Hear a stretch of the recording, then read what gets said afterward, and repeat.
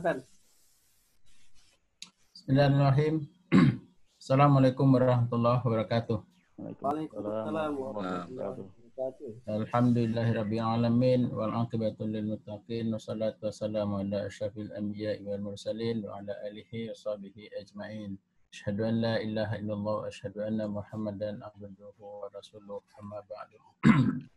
Alhamdulillah, para jamaah kuliah duha online yang sama-sama berharap mendapatkan ridha Allah di pagi yang baik ini, tentu kita bersyukur kepada Allah, kehadiran Allah Subhanahu wa taala atas segala nikmat dan rahmat yang selalu diturunkan kepada kita, baik nikmat itu berupa kebahagiaan maupun nikmat berupa ujian dan cobaan, bagian juga dari rahmat Allah kepada kita. Selalu kita syukuri. Dan tidak lupa juga tentunya salawat serta salam kita sampaikan kepada baginda Rasulullah Muhammad sallallahu alaihi wasallam serta keluarga beliau, sahabat beliau. Tentunya mudah-mudahan juga tersampaikan kepada kita umat beliau sampai akhir zaman nanti. Ya, kuliah dua ini adalah kuliah dua yang kedua kalau tidak salah ya. Jadi pada pagi ini kita menyelenggarakan kuliah online dalam bentuk kuliah duha. Alhamdulillah Al-Ustadz Zainal Mutakin sudah hadir. Jadi kita bisa memulai sebentar lagi gitu ya. Walaupun kita tidak melaksanakan rangkaian program Ramadan kita di masjid, sebagian kita laksanakan secara online, tapi insya Allah kepanitiaan tetap bisa berjalan dengan efektif. Dan mungkin ini informasi juga mungkin Ustaz, beberapa selain dari kuliah online, beberapa kegiatan lain juga kita lakukan seperti MC yang tadinya dilakukan oleh anak-anak kita, anak-anak SD, sekarang kita rubah menjadi lomba MC. Jadi anak-anak itu menjadi MC di rumah masing-masing, terus kemudian dikirimkan kepada panitia, nanti kita nilai gitu ya. Ada lomba azan, ada lomba baca Al-Quran. Insyaallah semarak dan girahnya tidak berkurang gitu ya, walaupun kita berada di tempat masing-masing, tidak berkumpul di masjid. Tidak memperpanjang waktu, barangkali langsung saja mungkin Pak Ustadz menyampaikan kuliah duhanya. Pertanyaan-pertanyaan nanti tanya jawab kita lakukan di akhir ceramah, jadi mungkin diketik saja, kalau bisa diketik silakan diketik, nanti kita baca sama-sama. Kalau tidak juga bisa dilakukan diberi pertanyaan dalam bentuk verbal live itu ya. Fadhal Ustaz.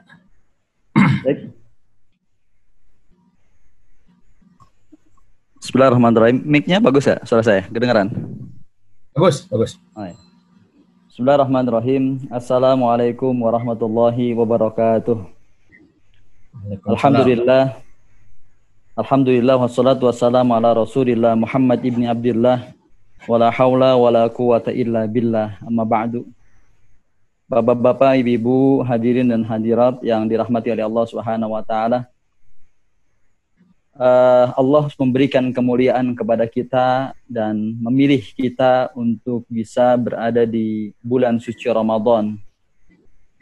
Dan ini menjadi nikmat yang luar biasa untuk kita semua, sehingga sesuai dengan tema yang diminta oleh pengurus, yaitu menggapai ridho dari Allah Subhanahu wa taala. Mudah-mudahan dengan adanya kita dalam posisi di bulan suci Ramadan ini menjadi salah satu cara Allah memberikan jalan bagi kita untuk mendapatkan ridhonya.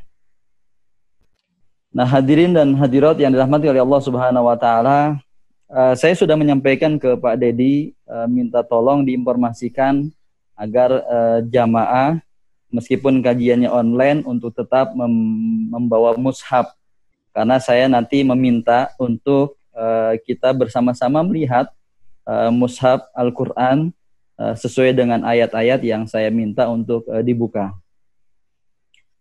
Di dalam buku atau kitab Mu'jam Al-Mufahras di Al-Fazil Quran, Jadi kamus Al-Quran, kamus dapat Al-Quran, kalau saya nanti salah mungkin mohon diluruskan, saya menghitung ada sekitar 55 kali lebih di dalam Al-Quran itu kalimat ridho. Bisa ridho, roditu, rodu, tardo, tardohu, tardoha, yardo, dan sebagainya. Banyak sekali. Jadi ada sekitar 55 kali ayat yang menyebutkan kalimat ridho. Nah, jadi artinya ini adalah sesuatu yang sangat banyak yang Allah sebutkan yang berhubungan dengan ridho. Nah, kita bisa mulai, coba nanti dibuka di surah Al-Maidah. Ayat yang ke-119.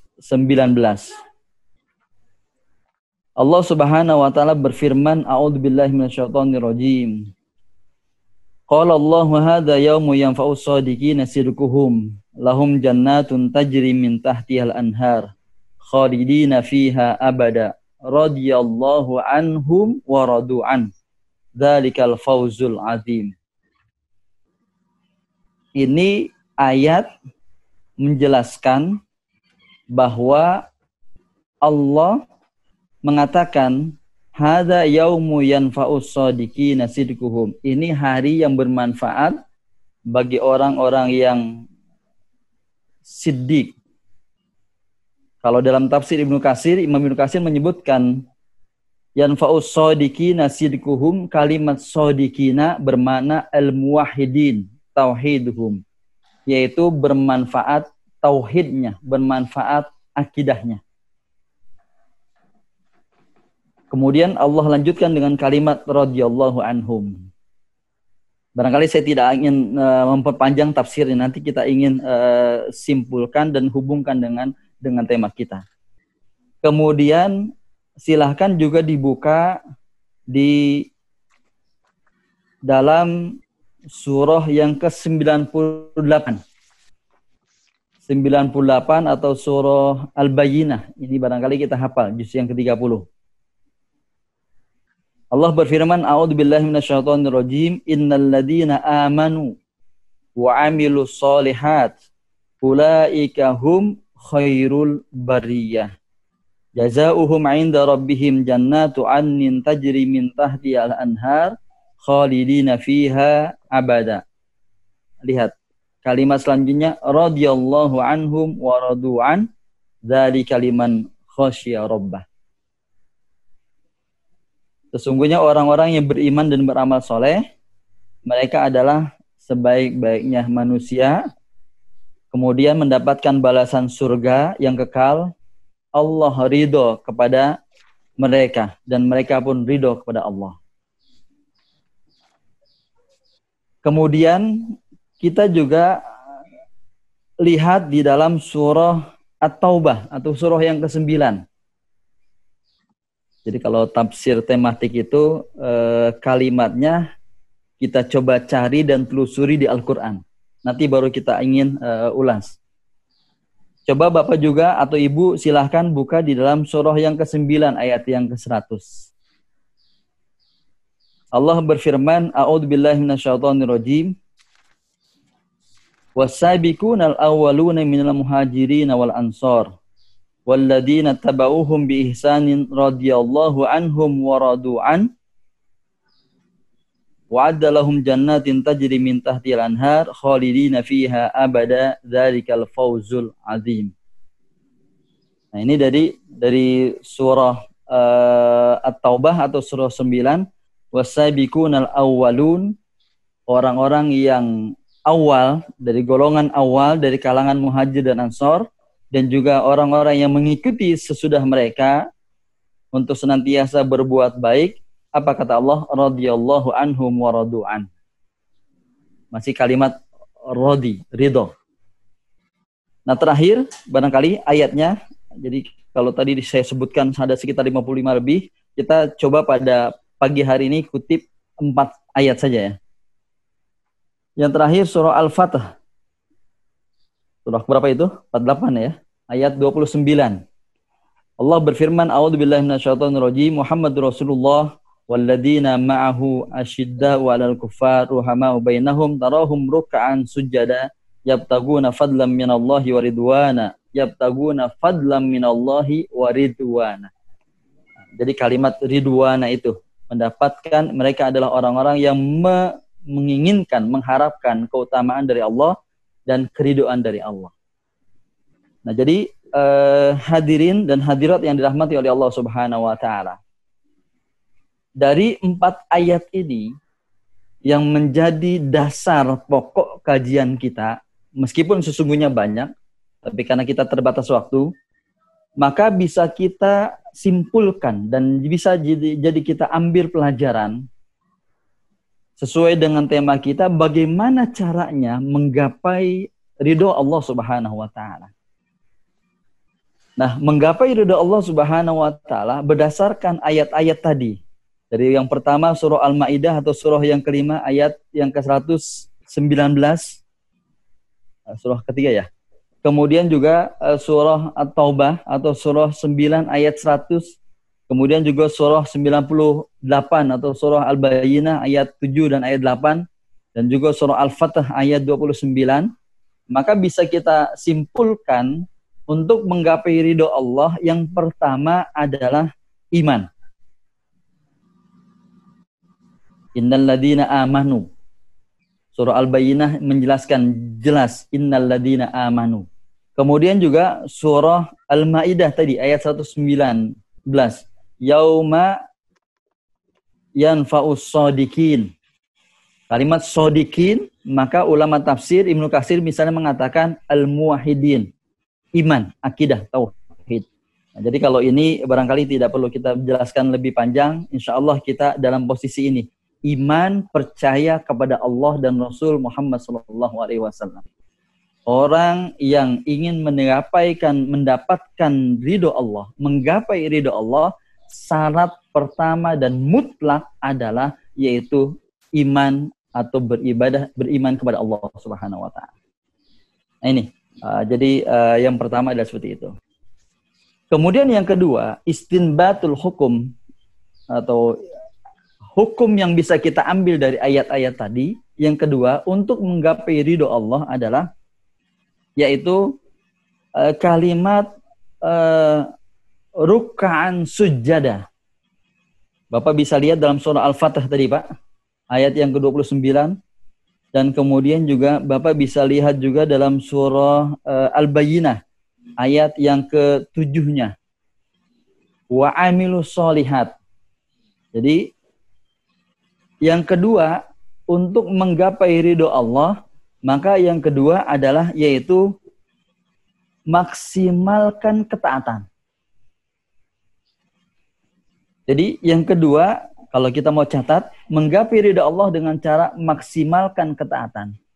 Kalimat ruk'an sujada ini menggambarkan totalitas ketaatan seorang hamba. Kenapa? Karena seorang hamba itu, kalau kita analogikan dengan kerajaan atau juga dengan kebudayaan-kebudayaan yang memang sebagai penghambaan manusia kepada manusia, biasanya ketika seorang itu sudah menghambakan kepada orang lain, maka dia sampai berjalan untuk berinsut-insut ya, karena merasa rendah dirinya.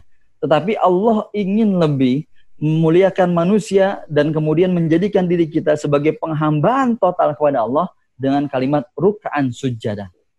Nah, kalimat ruk'an sujada, kalau kita buka tafsir, sesungguhnya mempunyai makna yang luar biasa. Jadi kita menghambakan kepada Allah Subhanahu wa taala dalam berbagai bentuk, dalam berbagai hal, maka ketika itu kita lakukan hanya untuk Allah, meskipun bukan dalam bentuk ruku, dalam bentuk sujud, yang ini merupakan gambaran total, tapi dalam berbagai hal pun kalau kita kembalikan kepada Allah, apapun yang kita lakukan, maka ini bisa menjadi ibadah total kepada Allah Subhanahu wa taala. Maknanya adalah bahwa maksimal ketaatan kepada Allah Subhanahu wa taala. Jadi kita jadikan seluruh kehidupan kita dari mulai bangun tidur sampai tidur kembali hanya untuk Allah Subhanahu wa taala. Nah, jadi kalau orang ingin menggapai ridha Allah, maka kita maksimalkan ketaatan kita dari mulai bangun tidur sampai tidur lagi. Dan jadikan itu semua kita bayangkan bagaimana perintah Allah mengatur kepada kita proses kehidupan kita seluruhnya. Dari mulai bangun tidur misalnya, bagaimana aturan Allah Subhanahu wa taala. Kemudian ketika sudah tidur, sudah bangun, apa yang harus kita lakukan? Apakah kita melaksanakan berwudu atau kemudian kita mengerjakan sholat tahajud? Setelah itu apa yang kita lakukan? Nah, di bulan Ramadan ini luar biasa. Untuk memaksimalkan ketaatan kita, petunjuk yang Allah berikan luar biasa. Dan demi Allah saya katakan, tidak ada satupun ajaran agama yang petunjuknya melengkapi atau lebih lengkap dibanding petunjuk ajaran Islam untuk mengatur seluruh kehidupan kita. Demi Allah. Dan itu kita yakini semua, bahwa seluruh aturan hidup kita semuanya sudah Allah tetapkan, sehingga kemudian sangatlah mudah bagi kita untuk mendapatkan keridhaan Allah dengan cara apa? Kita ikuti saja aturan yang Allah sudah tetapkan dalam kehidupan kita, maka insya Allah kita akan mendapatkan keridhaannya. Kenapa? Allah katakan, ruk'an sujada yabtaguna fadla minallahi wa ridwana, kemudian juga wa'amilus shalihat. Ayatnya mengatakan seperti itu. Jadi orang yang memaksimalkan ketaatan kepada Allah, maka dia akan mendapatkan keridhaan dari Allah, apalagi kita di bulan Ramadan ini. Masya Allah, luar biasa. Kalau kita urut ya Pak, dari mulai bangun tidur, kita baca doa, bangun tidur, kemudian kita disunahkan untuk berwudu, kemudian kita melaksanakan qiyam, tahajud, kemudian kita makan sahur, ibadah lagi, kemudian pada waktu sahur kita beristighfar, ibadah lagi, kemudian kita menunggu waktu sholat istighfar, dan kemudian juga bisa baca Al-Quran atau zikir, kemudian kita melaksanakan sholat qobliyah subuh, kemudian berjamaah subuh meskipun di rumah. Saya yakin kondisi kita di rumah sholat berjamaah, insya Allah tidak mengurangi pahala jamaah, karena dalam kondisi seperti ini, kita berpindah dari satu sunnah kepada sunnah yang lainnya. Sunnahnya kita sholat berjamaah di masjid, tapi dalam kondisi wabah ini, kita pun mengikuti sunnah Rasulullah SAW yang lainnya, yaitu melaksanakan sholat berjamaah di rumah dengan anak dan juga dengan istri kita, atau dengan keluarga kita. Kemudian setelah itu kita baca maksurat, zikir pagi, kemudian setelah itu kita baca Al-Quran, kita melaksanakan aktivitas ibadah yang lainnya. Coba saya pernah menghitung itu Pak, di Al-Quran yang terbitan Mujama itu sekitar satu baris itu sekitar 40 huruf ya. Kalau satu lembar itu, satu halaman itu sekitar 15 baris. 15 baris dikali 40 sekitar berapa itu? Sekitar 600 ya, 600. Jadi kalau seandainya satu juz itu 20 halaman, nah itu sekitar 1.200 sekitar 12.000 huruf. 12.000 huruf kalau dikali 30 juz berarti sekitar 360.000 huruf. Kalau dikali 10, coba kalau dikali 10 pahala yang kita dapat itu sekitar 3.600.000. Itu kalau dikali 10. Kalau dikali 700 coba. Karena Rasulullah mengatakan amal ibadah itu dilipat gandakan oleh Allah. Al-hasanah bi asri amsalihah, satu kebaikan 10 ila sab'imiyah sampai 700. Kalau kita meraih keridhaan Allah di bulan Ramadan dengan melaksanakan total ketaatan, di antaranya adalah baca Al-Quran, kita habiskan waktu untuk baca Al-Quran, maka satu kali hatam itu kita bisa sampai mendapatkan 3.600.000. Kalau 10, kalau 700 pahala berarti bisa sampai mendapatkan 252 juta. Masya Allah, luar biasa. Artinya sesungguhnya sangat banyak sarana untuk kita mendapatkan ridho dari Allah Subhanahu wa Ta'ala. Di antaranya juga di bulan Ramadan ini sarana untuk mendapatkan ridho dari Allah, yaitu pembahasan yang kedua kita, yaitu total dengan ketaatan, kita memperbanyak mohon ampun kepada Allah Subhanahu wa Ta'ala. Pernah ada pengajian sebelumnya yang bertanya kepada saya, Ustadz, kalau saya punya salah, punya dosa, dengan istighfar itu bisa nggak mengampuni dosa saya? Subhanallah, saya katakan demi Allah, Allah mengatakan al-hasanat yudhibnas sayyi'at. Bahwa Al-Quran mengatakan kebaikan-kebaikan yang kita lakukan akan membersihkan dosa dan kesalahan kita. Dan ini sudah dibuktikan. Ada seorang sahabat yang sebelum masuk Islam melakukan begitu banyak kesalahan, tapi kemudian masuk Islam, maka masuk surganya pun tanpa dihisab. Umar ibn Khattab kita mengenal. Khalifah Rasul. Umar ibn Khattab masuk surga tanpa dihisab. Bahkan ada di dalam hadis Rasulullah SAW, Rasulullah menyebutkan ada seorang yang melakukan pembunuhan atau membunuh ratusan orang, yang kemudian dia bertobat, berhijrah, minta ampun kepada Allah Subhanahu wa taala, belum sampai dituju atau belum sampai ke tempat yang dituju, kemudian meninggal dunia, kemudian dia masuk ke dalam surga Allah Subhanahu wa taala. Ayat Al-Qur'an mengatakan, "Wa may barang siapa yuhajir berhijrah fi sabilillah, kemudian summa yajid, kemudian dia meninggal, maka Allah akan mengampuni seluruh kesalahan-kesalahannya." Jadi wa may yuhajir fi sabilillah yajid muraghaman katsira wa sa'ah, maka Allah akan memberikan ampunan yang sangat luar biasa. Artinya bahwa di bulan Ramadan termasuk sarana untuk kita menggapai ridho Allah Subhanahu wa taala dengan memaksimalkan ketaatan kita kepada Allah adalah kita perbanyak mohon ampun kepada Allah. Kenapa? Karena bisa jadi ampunan dari Allah membersihkan seluruh dosa kita. Tapi ada dua, Pak. Orang yang beristighfar mohon ampun kepada Allah itu ada dua. Yang pertama, ada orang yang memang benar-benar bersih masuk surga tanpa dihisab. Tapi ada juga orang yang masuk surga tapi kemudian buku catatan amalnya tidak diperlihatkan, tapi memang tetap ada. Jadi buku catatan amalnya tetap ada, tidak diperlihatkan oleh Allah Subhanahu wa taala. Nah, itu apa? Itu adalah orang-orang yang menutup aib orang lain. Man satara. Barang siapa yang menutup aib saudaranya, maka Allah akan tutup aibnya. Artinya dia diampuni dosanya, tapi tidak diperlihatkan nanti, namun tetap antara dia dengan Allah itu ada buku catatan amalnya, namun tetap akan disimpan dan tidak ditunjukkan. Artinya bahwa kita dengan memaksimalkan ketaatan, insya Allah akan mendapatkan keridhaan dari Allah Subhanahu wa taala. Ini yang kedua. Nah, kemudian yang ketiga, dari ayat yang kita sudah baca tadi, kita simpulkan yang ketiga adalah menjaga amal soleh rutin. Kalau yang kedua tadi memaksimalkan ketaatan. Jadi di bulan Ramadan ini sarananya luar biasa. Barangkali untuk itu sudah diulas semuanya, dari mulai kita puasa Ramadan, kita sholat tarawih, kemudian kita memberikan infak, buka puasa, kemudian kita baca Al-Quran dan lain sebagainya. Nah, kemudian yang ketiga, menggapai ridho Allah adalah dengan menjaga amal soleh rutin.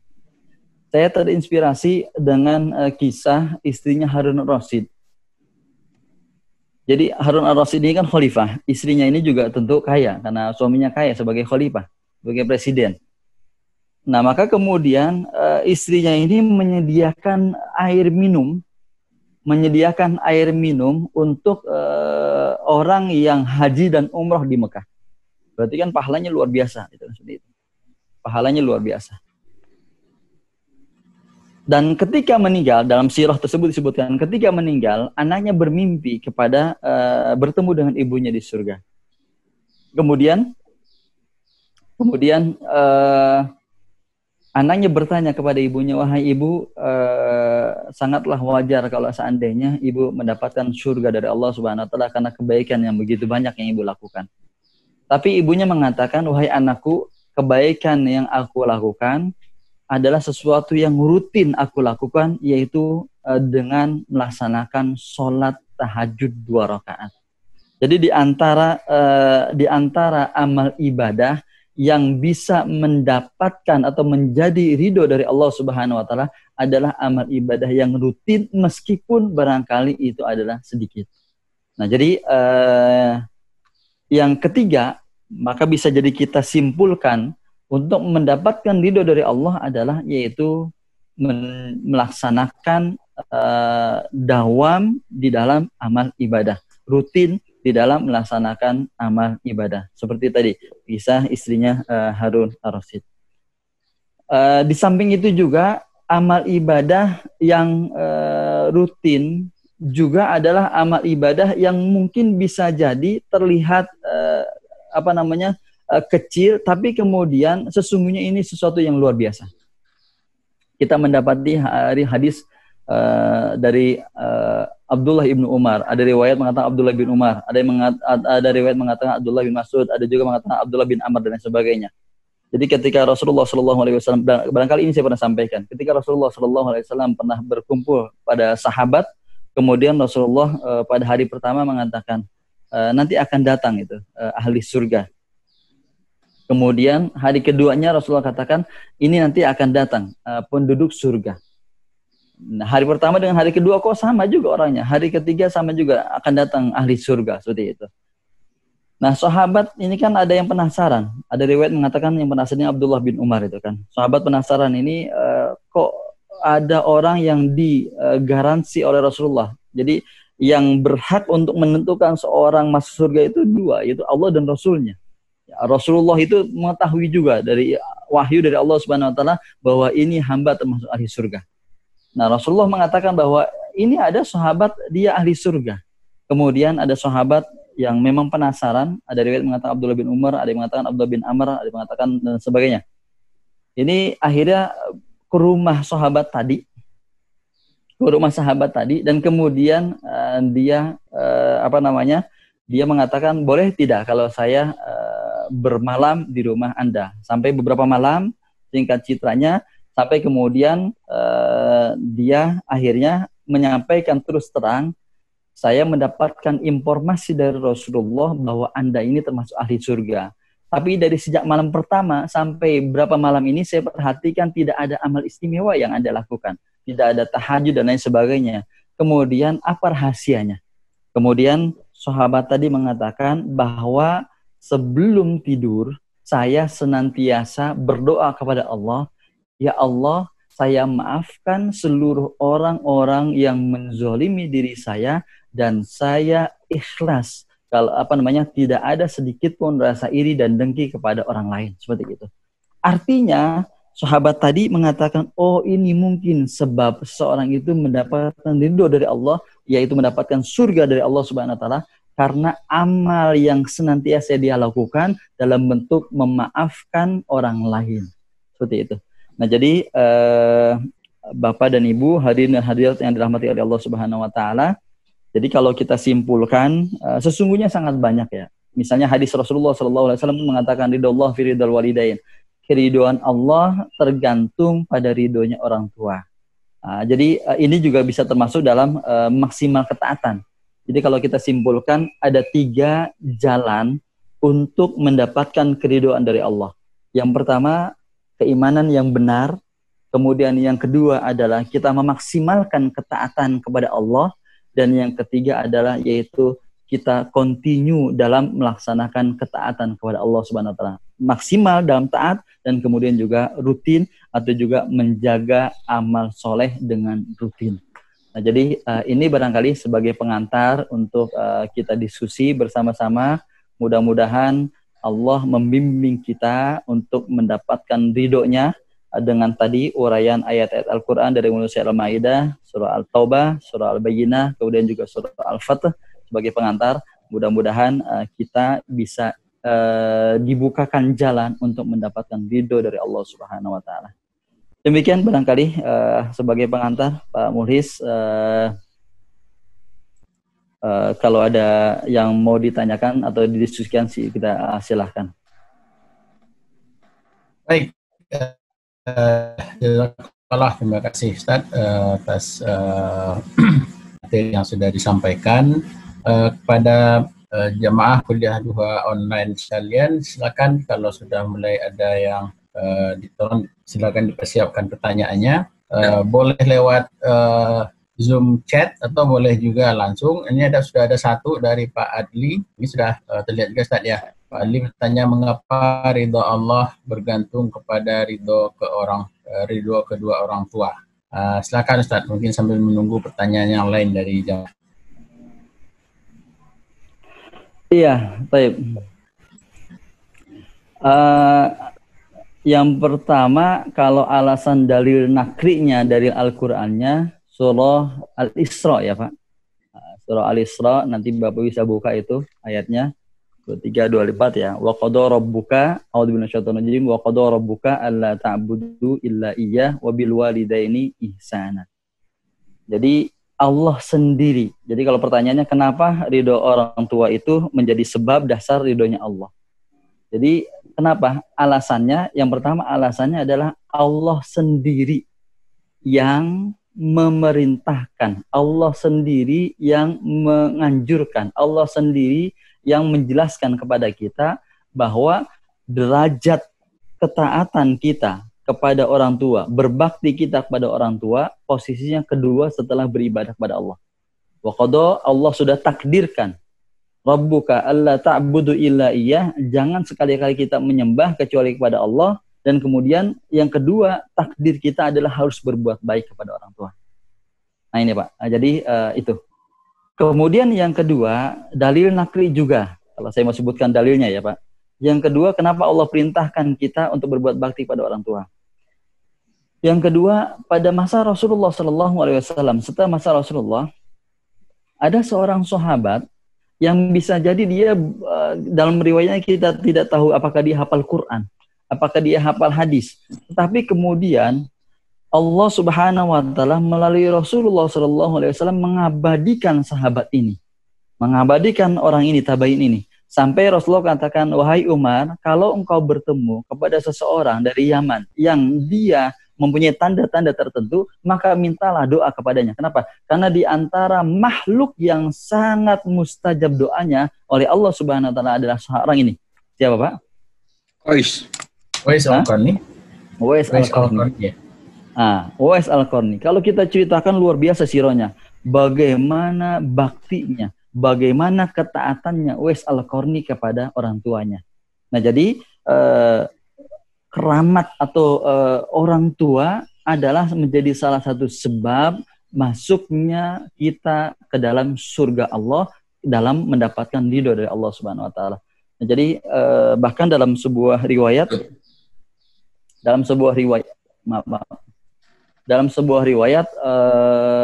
ketika Abdullah ibnu Umar itu mengatakan bahwa Rasulullah SAW pernah bertanya kepada Abdullah ibn Umar, kalau tidak salah itu, maukah engkau melihat senyumnya Allah? Kemudian kata Rasulullah, kalau engkau ingin melihat senyumnya Allah, buatlah ibu dan ayahmu tersenyum, maka engkau akan melihat senyumnya Allah. Artinya sebaliknya, ketika engkau menjadikan ayah dan ibumu menangis atau meneteskan air mata, secara tidak langsung engkau akan menjadikan Allah Subhanahu wa taala murka. Nah, jadi baik dari Al-Qur'an atau hadis atau sirah atau sejarah, maka sesungguhnya sangatlah banyak yang menjadi dasar kenapa kita harus berbakti kepada orang tua untuk mendapatkan ridha Allah, karena Allah yang menganjurkan, Allah yang memerintahkan, dan kemudian juga salah satu contohnya ada sahabat tadi Uwais Al-Qarni, dia menjadi orang yang sangat makbul atau sangat terkenal doanya karena baktiannya kepada orang tua, seperti itu. Dan lain sebagainya, barangkali banyak sekali ya Pak. Ini barangkali. Ya, baik. Ada dua lagi pertanyaan, mungkin bisa digabung kayaknya nih, Ustaz. Satu dari Budi, satu lagi dari Sardi. Pak Budi mengatakan apakah ini berkaitan dengan niat ya, apakah untuk mendapatkan ridha Allah tersebut maka harus diawali dengan niat gitu ya, agar Allah ridho. Yang kedua, berkaitan sebenarnya pertanyaannya, indikasi kalau seseorang itu sedang dapat ridho dari Allah itu seperti apa gitu, barangkali begitu Ustaz. Baik. Yang pertama, mendapatkan ridho Allah, apakah semua perbuatan harus kita niatkan? Niat itu apa ya Pak? Niat itu kan kalau bahasa kitanya atau bahasa aninya ma khatara fi qalb. apa yang terlintas di hati. Terlintas di hati, kalau kita ini kan terlintas di hati itu berarti kalau memang ibadahnya adalah ibadah mahdoh, iya harus.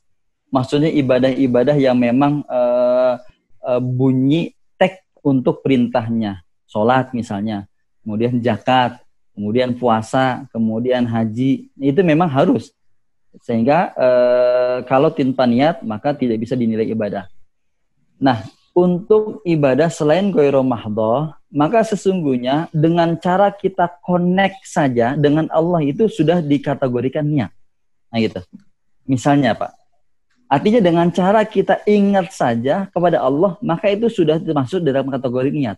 Mana buktinya dalilnya? Buktinya adalah Rasulullah mengatakan kullu amal la yubda fi bismillah fa huwa aqta. Setiap amal perbuatan yang tidak didahului dengan bismillah maka tidak ada nilainya.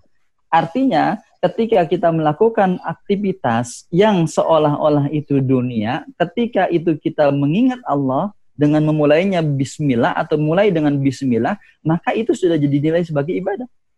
Misalnya, masuk kamar mandi. Apakah kita perlu niat masuk kamar mandi? Ya iya sih, itu kan sesuatu yang terlintas dalam hati kita, masuk kamar mandi. Tapi ketika kita mulai memasuk kamar mandi, melangkah dengan kaki kiri, mengikuti Rasulullah, kemudian mengucapkan bismillah, maka itu menjadi ibadah. Nah gitu. Pakai baju nih, misalnya pakai baju. Rasulullah tuntunannya bagaimana itu kan? Jadi artinya tadi tema atau pokok yang kedua, pokok bahasan yang kedua, yaitu maksimal ketaatan.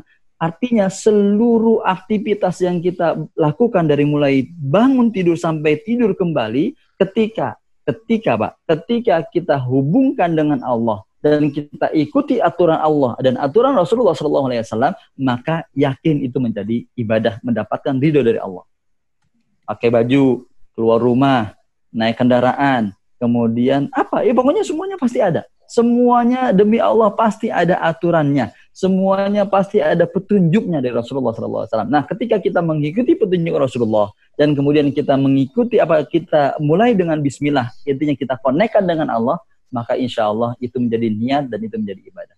Itu ya Pak jawabannya. Yang kedua juga indikasi. Yang kedua indikasi seorang mendapatkan ridho Allah. Ya. Indikasi seorang mendapatkan ridho dari Allah Subhanahu wa taala. Kalau di ayat apa itu Pak ya?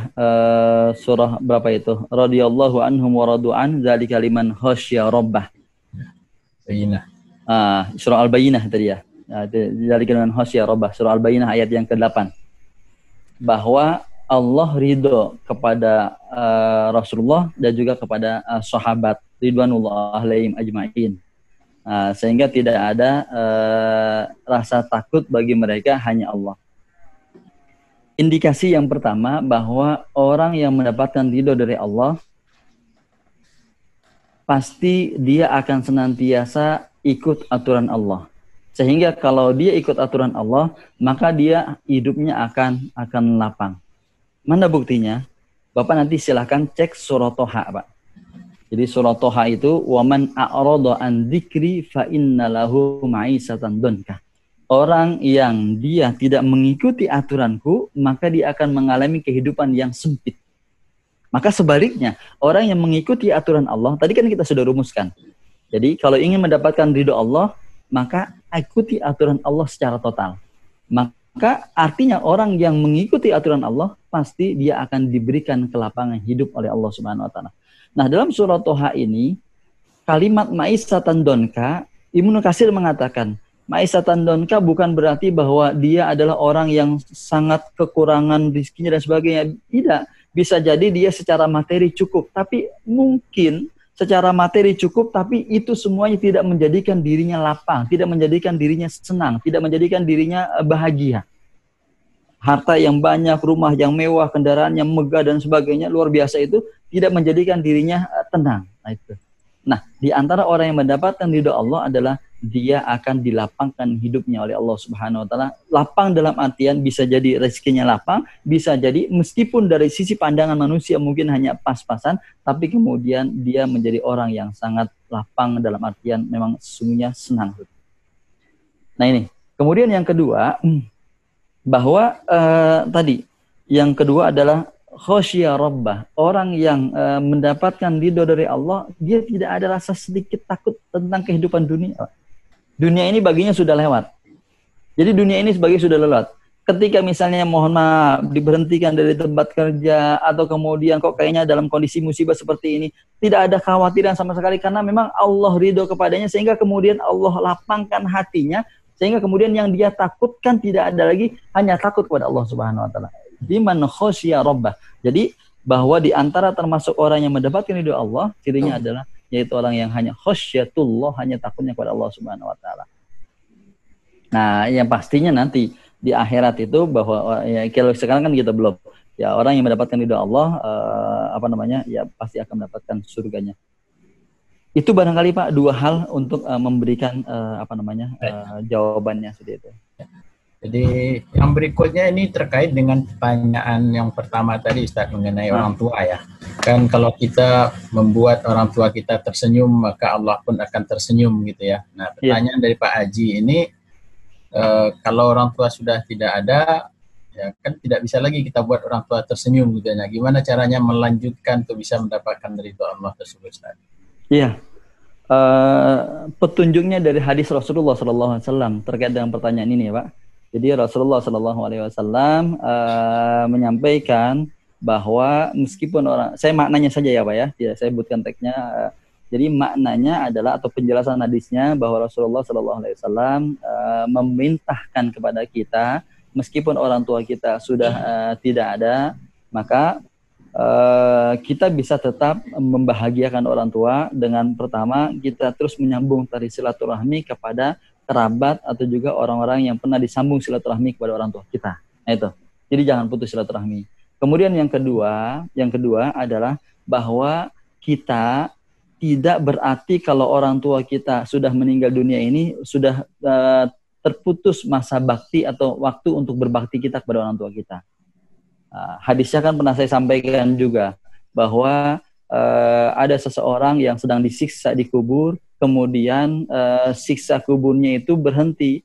Kemudian si hamba itu mengatakan, qala mali, apa yang terjadi ini ya Allah? Kemudian Allah mengatakan, fayaqul bistighfari waladika. Ini semua dengan sebab mohon ampunan anakmu untukmu. Seperti itu.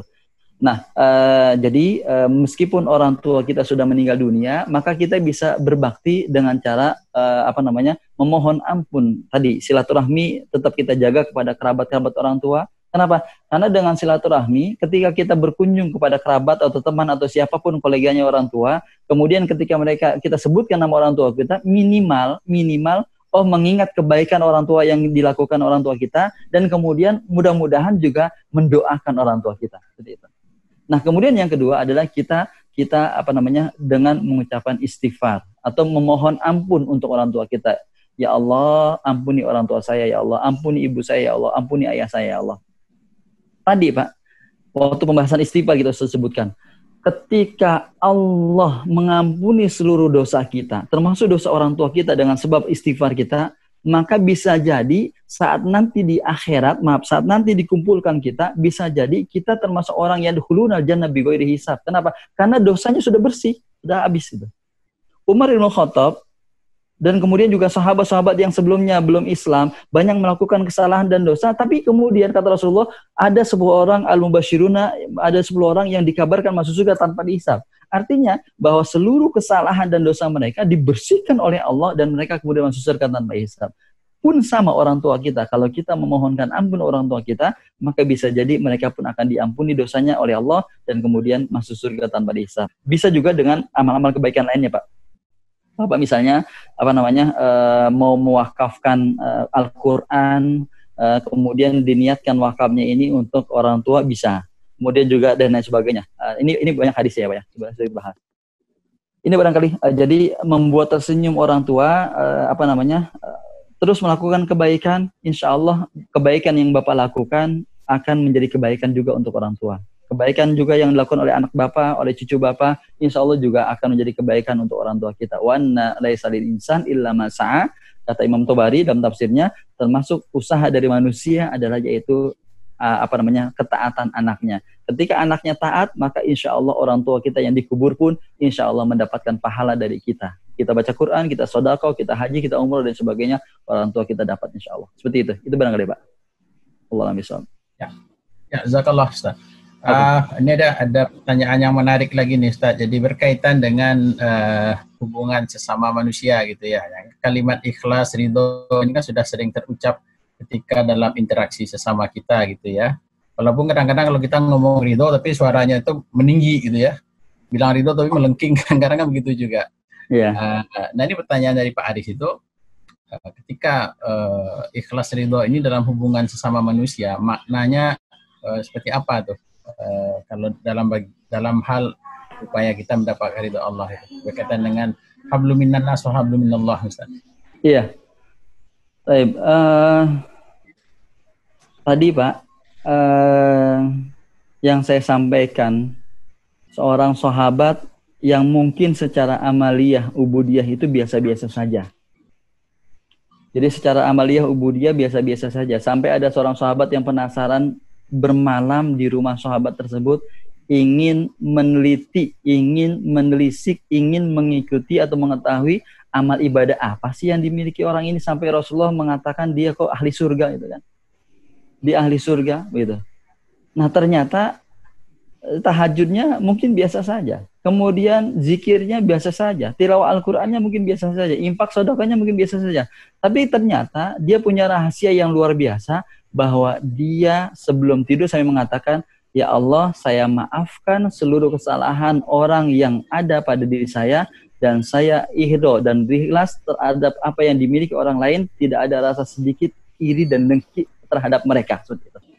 Nah, ini barangkali Pak. Ini kan kadang-kadang kan kita bisa jadi di mulutnya ketika ada orang yang menzolimi diri kita atau ada orang yang berhubungan dengan kita katakan, ya udah ikhlas saja, ya saya ikhlas, saya ridho gitu kan. Bisa jadi seperti itu kan. Nah, ini memang masalah di hati tadi. Itulah tadi maksud saya. Kenapa sampai Rasulullah mengatakan ini sahabat ahli surga meskipun dengan amal ibadah yang biasa saja, tapi kemudian dia punya hati yang luar biasa.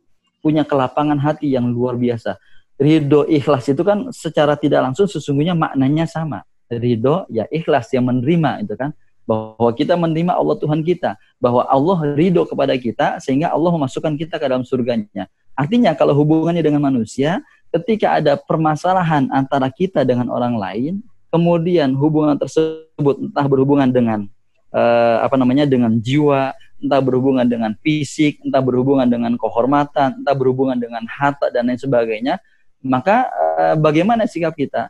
Kalau seandainya dia minta maaf, itu lebih bagus. Tapi di dalam ayat Al-Qur'annya kan bahwa orang yang memaafkan itu kan lebih baik. Wa antafu, bahwa memaafkan itu kan lebih baik.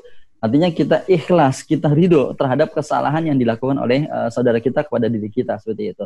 Nah, jadi memang secara lisan mudah diucapkan untuk ini, tapi memang agak berat ketika ada orang yang menzolimi diri kita, baik itu kehormatan kita, baik itu jiwa kita, atau juga diri kita, fisik, atau juga harta kita. Tapi sesungguhnya ini adalah derajat yang paling tinggi seseorang ketika dia mampu meridhoi apa yang dilakukan oleh orang lain kepada dirinya, sehingga kemudian dia bisa memaafkan dengan lapang dada. Nah, kalau seandainya orang tersebut tidak memaafkan, ya paling ya nanti hubungannya di akhirat, gitu kan? Ya hubungannya di akhirat. Hubungan di akhirat maksudnya bagaimana? Maksudnya begini, kan dalam surah An-Naba itu, Pak. An-Naba itu ayat terakhir apa? Saya agak lupa. Surah An-Naba ayat terakhir itu. Yauma inna adannakum adzaban qariba yauma yanzurul mar'u ma qaddamat yadah wa yaqulul kafiru ya laitani kuntu turaba, gitu kan. Jadi ayat itu di tafsir disebutkan bahwa binatang-binatang itu nanti di hadis disebutkan binatang-binatang nanti akan diminta untuk saling balas menuntut. Jadi kalau kambing dulu pernah disakiti, maka dia diminta untuk menyakiti. Nah, setelah itu menjadi turab, menjadi debu. Nah, orang kafir melihat loh kok binatang jadi debu, nggak disisa lagi gitu kan. Binatang jadi debu, nggak disisa lagi gitu kan. Nah, makanya mereka pengen jadi debu. Artinya, kalau binatang saja, di situ disebutkan binatang saja diminta untuk balas, maka manusia pun sama. Ketika melakukan kezoliman kepada orang lain, maka orang menzolimi itu akan diminta pahalanya atau juga keburukan orang yang dizolimi ini akan diberikan kepada orang-orang tersebut. Nah, inilah yang disebut dengan orang yang muflis. Kata Rasulullah, hati-hatilah terhadap orang yang failit. Apa itu orang failit? Yaitu orang yang menzolimi orang lain sehingga kemudian pahalanya habis atau dosanya bertambah karena kezoliman yang dilakukannya. Tapi sesungguhnya luar biasa manakala orang yang ikhlas dan ridho terhadap orang lain akibat perbuatan zalim orang lain kepada dirinya, maka tadi Rasulullah mencontohkan dalam hadis yang sahih ada seorang yang dijamin masuk surga karena keikhlasan dan keridhoan dirinya kepada orang lain. Itu barangkali wallahu a'lam bishawab. Jazakallah Ustaz. Ada lagi Bapak-bapak dan Ibu sekalian barangkali mau lewat verbal boleh.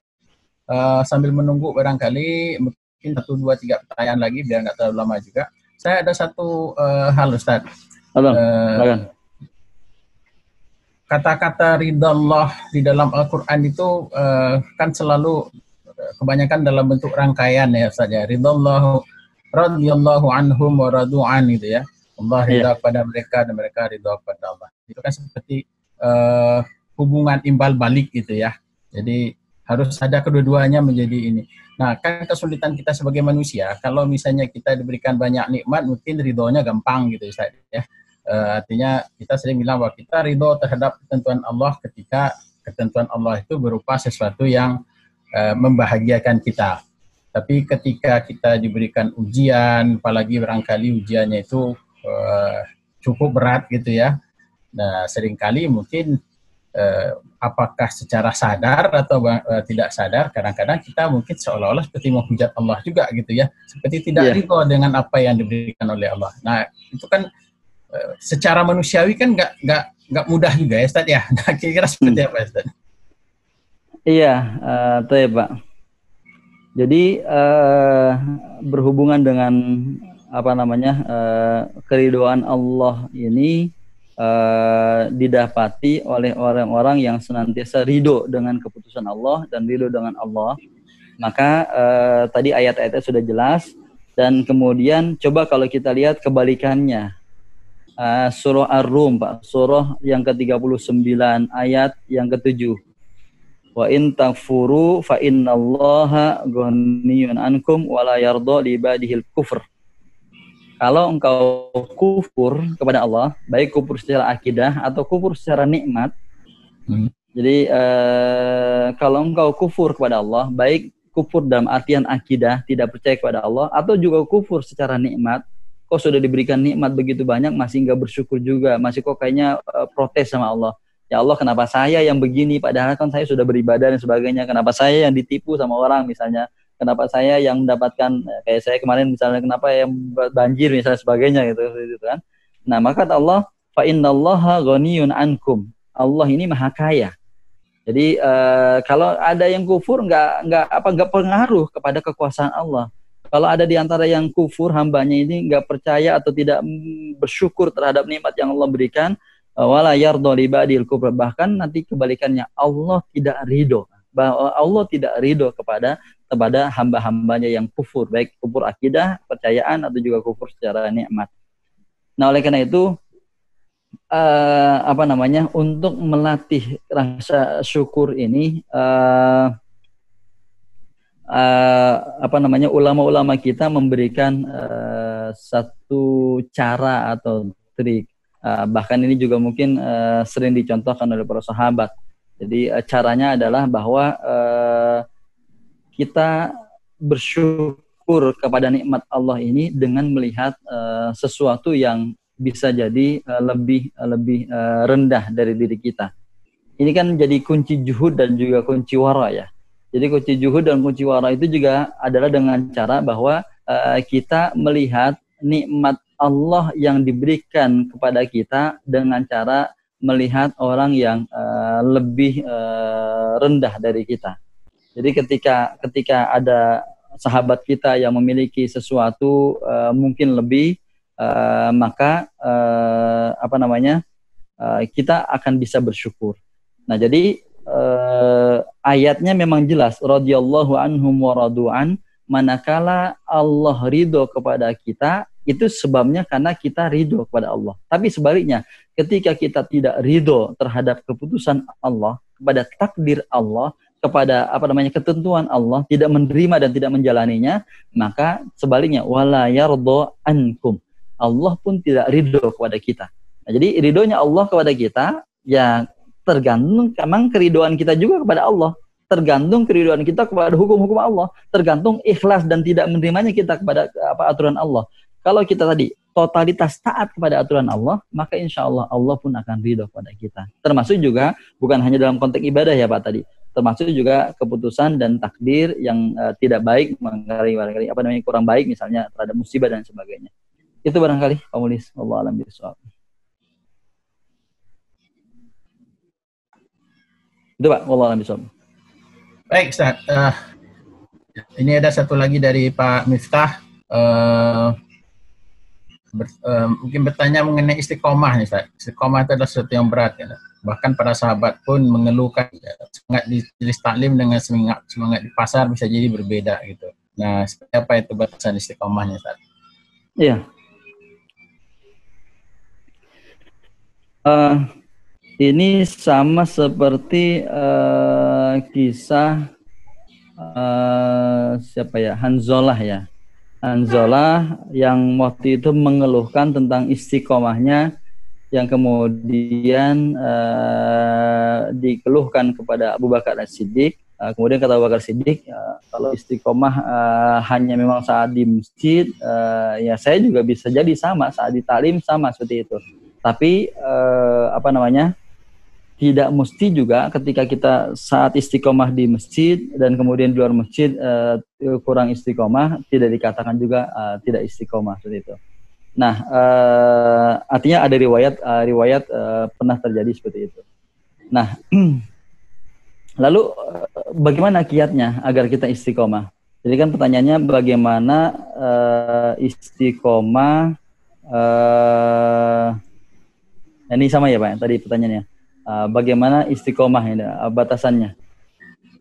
Jadi istiqomah itu kondisi kita berusaha semaksimal mungkin untuk senantiasa bersama Allah dimanapun.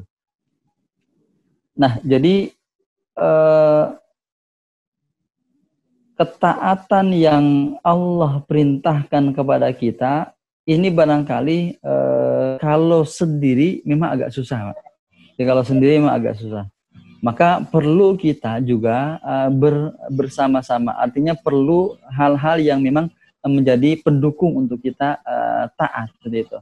Makanya di dalam Al-Quran atau juga dalam hadis Nabi SAW memerintahkan kepada kita untuk memilih teman. Memilih teman karena teman itu sangat berpengaruh. Jadi dalam hadis kan banyak sekali Pak, bagaimana teman itu seperti seorang yang tukang minyak atau juga tukang las misalnya seperti itu kan. Kemudian juga dan lain sebagainya. Maka yang pertama agar kita istiqomah. Saya belum menjawab kepada batasan istiqomah dulu ya Pak. Agar kita istiqomah, yang pertama adalah kita cari dan pilih teman yang kita bisa untuk istiqomah. Kemudian yang kedua, agar kita bisa istiqomah adalah sering-sering mendatangi majelis-majelis ilmu. Atau kalau sekarang kalau majelis ilmunya tidak secara rutin, maka bisa kita melalui media sosial, YouTube dan sebagainya, kita dengarkan ceramah, maka ini juga bisa menambah istiqomah kita. Nah, kemudian yang ketiga adalah dengan sering-sering berdoa, ya muqallibal qulub tsabbit qalbi ala dinik gitu. Ya muqallibal qulub tsabbit qalbi ala dinik. Nah, yang terakhir jawabannya bagaimana batasan istiqomah? Batasan istiqomah itu adalah bagi manusia itu memang agak sulit untuk bisa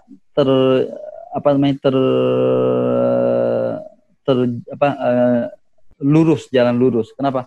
Karena memang janji dari setan itu dalam Al-Quran, summa la'atiyannahum min baini aydihim, bahwa kata setan, saya akan mendatangi manusia itu dari depannya, dari belakang, dari kiri, dari kanan, agar mereka termasuk orang yang sesat seperti itu kan. Ini kan jalan lurus. Makanya kalimat fasik itu dalam tafsir disebutkan al-kharij anit ta'ah, bahwa orang yang disebut orang fasik adalah orang yang keluar dari jalan. Jadi kalau kita konsisten di jalan ini saja, maka itu namanya lurus, mustaqim, istiqomah itu kan. Tapi ketika sudah keluar dari jalan, ini misalnya ada jalan, ada keluar dikit, maka sudah dikatakan sebagai fasik. Al-kharij min anit ta'ah itu sudah fasik seperti itu. Nah, kita agar tetap istiqomah, maka minta tolong dan doa kepada Allah Subhanahu wa taala sambil terus kalau melakukan kesalahan mohon ampun. Nah, jadi sambil terus memohon ampun kepada Allah Subhanahu wa taala dan terus melaksanakan ketaatan dengan sungguh-sungguh. Jadi istiqomah itu adalah dari kita, tapi kemudian bisa dibantu dengan teman-teman kita dan juga doa minta dibantu juga dari Allah Subhanahu wa taala. Ini barangkali Pak, jadi kalau pertanyaannya batasan istiqomah, batasannya itu adalah manakala kita terus berada di jalan Allah dengan cara kalau melakukan kesalahan kita segera mohon ampun kepada Allah Subhanahu wa taala. Nah, jadi dimanapun dan kapanpun kita istiqomah. Jangan sampai ketika lagi kaya dia sedekah tapi kemudian agak kurang sedikit nggak sedekah. Nah, ini kan nggak istiqomah. Bulan Ramadan rajin banget sholat tarawih, kemudian di luar Ramadan sholat malamnya sudah tidak sama sekali. Nah, ini belum istiqomah. Nah, jadi istiqomah adalah yaitu tetap menjaga amal meskipun sedikit. Jadi tetap menjaga amal meskipun sedikit. Ayul amal ahabbu ilallah, ketika ditanya ya Rasulullah, amal ibadah apa yang paling disukai ya Allah? Yaitu amal ibadah yang istiqomah wa in qalla, meskipun sedikit. Nah, jadi batasannya Pak adalah kita terus mengerjakan perbuatan tersebut dalam kondisi apapun, tapi dengan tadi caranya, yaitu kita ada komunitas, kemudian kita sering-sering dengerin nasihat, dan terus kita berdoa kepada Allah Subhanahu wa taala. Yang paling penting ada tadi, kita terus berusaha maksimal, seperti tadi istrinya Harun ar-Rasyid yang saya sampaikan, bisa masuk surga dengan sebab dia istiqomah mengerjakan salat tahajud 2 rakaat setiap malam. Demikian, wallahu a'lam bishawab. Sudah Pak Walis? Itu barangkali. Baik, baik. Terima kasih, jazakallah Ustaz. Baik Bapak-Bapak dan Ibu jamaah kuliah duha online sekalian, tidak terasa ya sudah lebih sedikit dari 1 jam kita berinteraksi, mendapatkan pencerahan ya sebagai bagian dari taklim Ramadan kita. Dan persamaan kita dalam taklim ini memberikan barokah kepada kita, dan insya Allah juga mudah-mudahan juga dengan izin Allah menjadi penyebab Allah mengangkat musibah yang melanda negeri kita ini. Mudah-mudahan juga ini menjadi pencerahan bagi kita, memberikan penyemangat memperbaiki amal ibadah Ramadan kita, sehingga tentunya setelah Ramadan yang tinggal mungkin 14-15 hari lagi, insya Allah kita bisa keluar sebagai pemenang dan menjadi fitri kembali gitu ya. Kita tutup saja taklim kita pada pagi ini dengan doa kafaratul majlis dan hamdalah. Subhanakallahumma wa bihamdika asyhadu an la ilaha illa anta astaghfiruka wa atubu ilaik. Kepada Ustaz Zainal, jazakallah khairan kasihan. Kepada bapak-bapak dan ibu lain, terima kasih atas kehadirannya. Jazakallah. Kita tutup dengan maaf atas segala kekurangan dalam penyelenggaraan ini. Barangkali mungkin juga seringkali koneksinya juga agak kurang stabil juga gitu ya. Tapi insya Allah manfaatnya banyak bagi kita. Assalamualaikum warahmatullahi wabarakatuh. Waalaikumsalam warahmatullahi wabarakatuh.